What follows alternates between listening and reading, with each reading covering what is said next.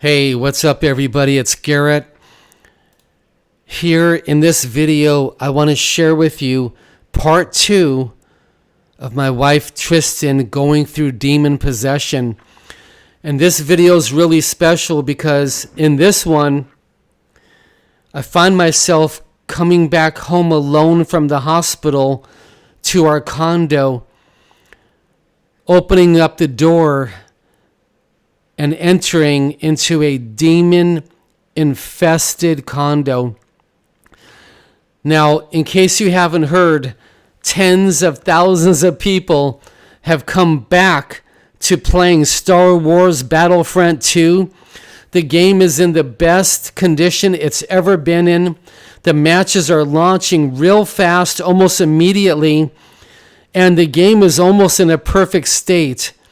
I had a couple really good matches using the Heavy Trooper.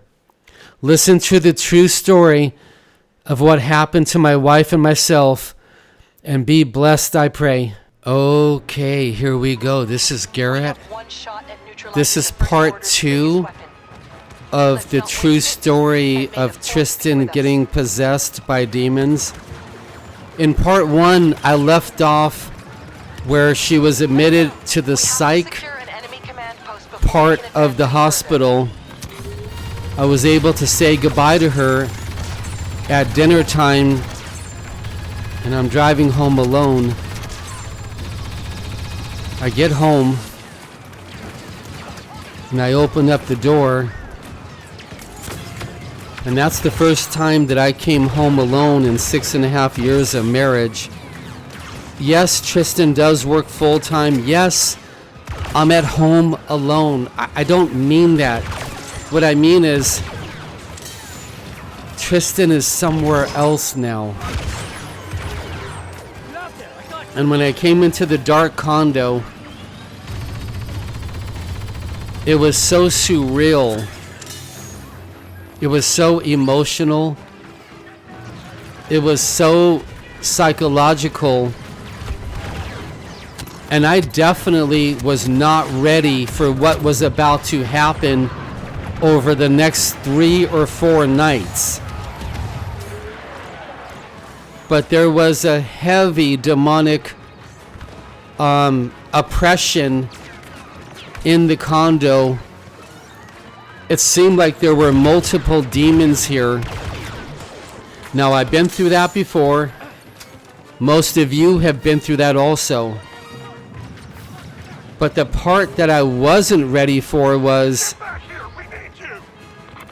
there was a scary feeling in the condo, stronger than I have seen before in my life, thicker than I've seen before, more scary than I've seen before.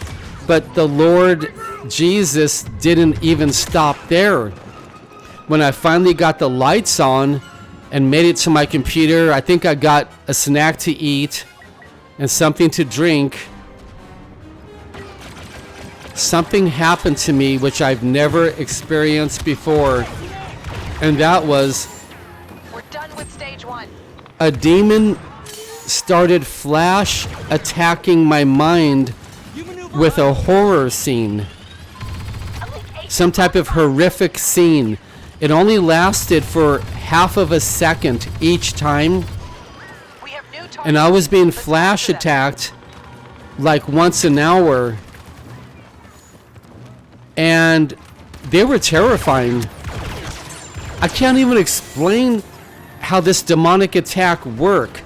It was only for like a quarter of a second of a terrifying, evil thing. Now I see some things move in my condo. And I see dark black shadows moving. Not that much, just once or twice a night. And I want to share with you over the next 7 nights. The first night was the scariest and worst. The second night, a tiny bit less.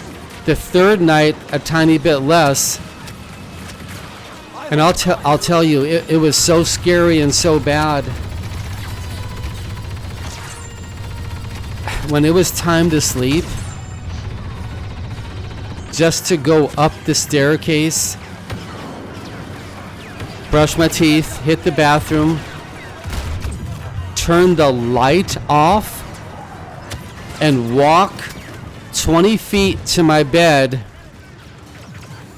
took everything that I possibly had inside of me to go do. It was really scary. I wouldn't even lay down in bed. I would sit up in bed praying, practicing the homework that the Lord Jesus gave me. The Lord spoke through my friend John, my friend Dwayne. I think there was a third person on what to practice during this kind of stuff. And I was practicing the homework, and it was working. And I'm so thankful to the Lord and my two friends for giving good, solid advice. So for the next 2 weeks, I'm really scared. I'm scared in the condo. Not so much sitting at my computer with the lights on, but that was scary too. Now you might be thinking, Garrett, why are you scared? The demons can't do anything.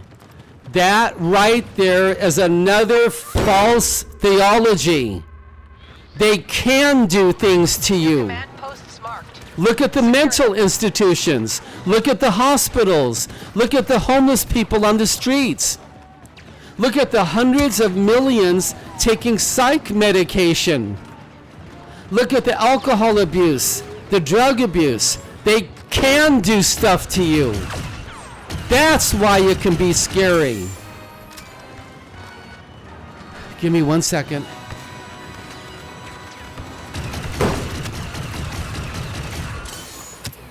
Now, I didn't understand all of this 4 months ago, but when I see my wife physically assaulted, psychologically, emotionally assaulted, sexually assaulted, she's in the hospital.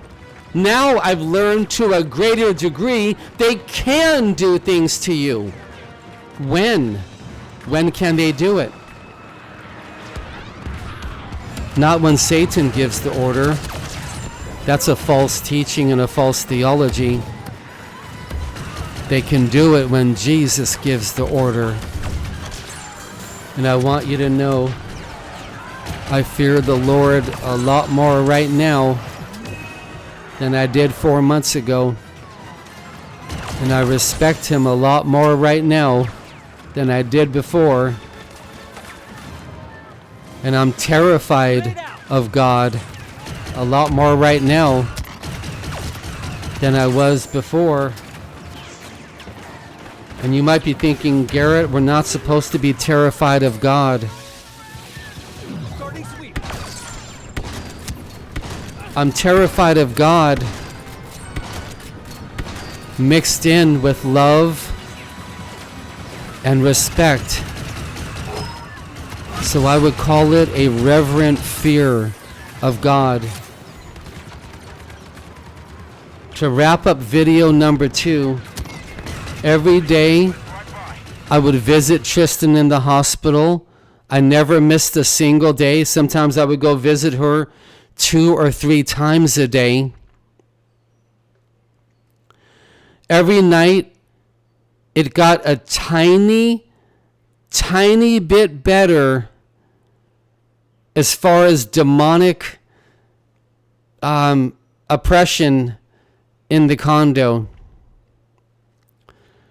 Now I've gone through 2 or 3 weeks. Tristan's still in the hospital, going through terrible suffering of all different kinds. I'll talk about that in the 3rd or 4th video. It's unbelievable that Tristan and myself are even here right now. It's unbelievable that Tristan actually made it back to work today for the first time in over 3 months. She's actually back at work right now. It's unbelievable I haven't been murdered. The demons have tried to kill me so many times, we can't even count it. It's in the hundreds. I can't believe I'm here. I can't believe I'm still alive. I can't believe I haven't been murdered. I can't believe it. Why? Because of the mercy of God, Tristan is back at work, and I'm at home recording videos. It's all mercy. It's all love.